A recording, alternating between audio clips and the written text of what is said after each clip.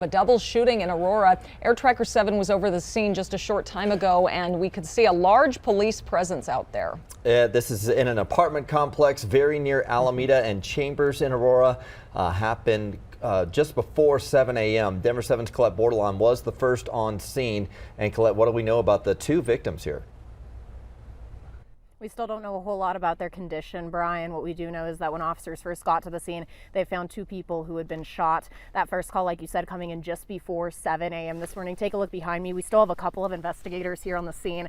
As we were pulling into this complex, which is a gated community, we saw a handful of police cars leaving, a fire truck, even an ambulance with their lights on.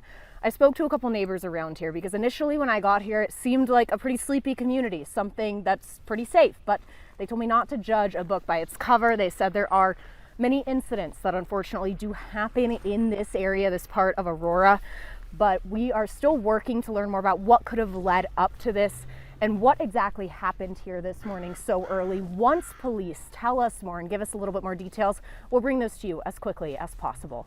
Live in Aurora, Colette Bordelon, Denver 7. Thank you, Colette. It is a Denver 7 weather action day as the snow has passed, but the remnants are making for a tricky morning commute. The weather is also causing some delays for schools and government offices, which we have scrolling at the bottom of your screen. Meanwhile, we have team coverage spread out across the metro. The sun is really nice to see out there and kind of glistening off the snow, but it's still very cold out there. Yeah.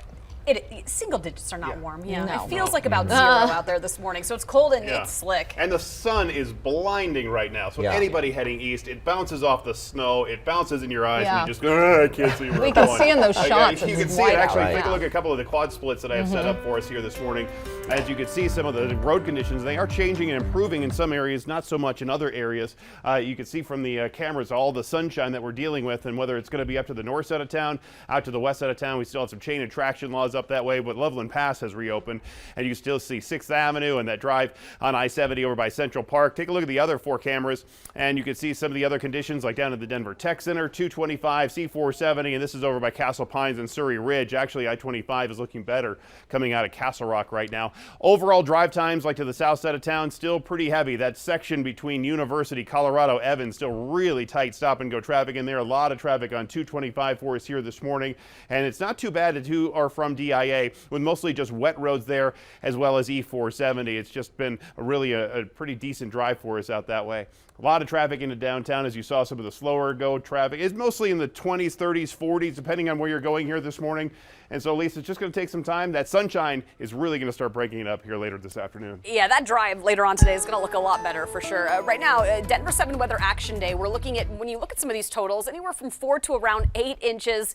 So the storm, timing-wise and totals-wise, did what we wanted it and what we thought it was going to do, which is always nice. Wheat Ridge, 7 inches. South Denver, right around 6. Officially 3.9 out at DIA. So we're just under 30 inches now so far for the season and getting pretty close to some of those average totals for this time of year.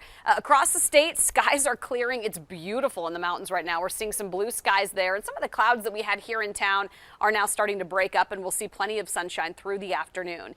It is cold, single digits to low teens right now. We're going to be at right around 27 by 11 o'clock, and then low to mid 30s this afternoon between about 2 and 4. So just above freezing for a high today. Tomorrow's going to be about 10 to near 12 degrees warmer. So a lot of melting in store as we head into the weekend, which will be nice. We're going to send it out now live to Veronica, who's live there in Arvada. And Veronica, I'm sure conditions have been improving over the last couple of hours. They have, and really specifically over the past 30 minutes or so. First off, we've been talking about how powdery the snow has been, and you can see right at my feet, this is what we've been talking about all morning. That powdery, fluffy, light snow, especially as it comes off some of those cars that had it on them all night long. I'm going to take you out to the roadway here where you can really see that sun is starting to beat down. Not too much traffic. That's probably because of those school delays. City and county buildings have a little bit of a delayed start as well. What we are starting to see, because that sun is starting to come out and have an effect on some of those roadways and the snow that's on them, is cars are slowing down as they come up this hill on McIntyre Street and 58th Ave. And that's because we're seeing a little bit of melt, not too much. You can see a plow came through here at some point. So the roadways themselves not looking too bad this morning. We were on some of those smaller streets earlier. Those were a bit slippery. definitely something to watch out for this morning as you head off on that morning commute. Guys, back to you. All right, thank you, Veronica. Well, DIA is also warning anyone flying out today to just check your flight status. So far, the delays and cancellations aren't too terrible. There are 61 cancellations, 44 delays so far this morning. That's not too far off the norms. The storm has moved into the eastern part of the country, though, and could affect other parts of the country. So just be sure to check your flight status before you head out to the airport. And you can always keep up with current road and weather conditions anytime on the free Denver 7 Plus app. We have an hour-by-hour forecast and our 24/7 weather stream there. We will also send you a push alert for any crashes to know about on the roads. You can download it right now to Roku, Amazon, Apple, or Android devices. This morning, the Douglas County School Board will post its job opening for a new superintendent. It comes after a 5-hour meeting that went late into the night. The board decided to extend its original timeline in searching for a superintendent. So now it plans to discuss applicants March 1st and could vote on finalists March 3rd.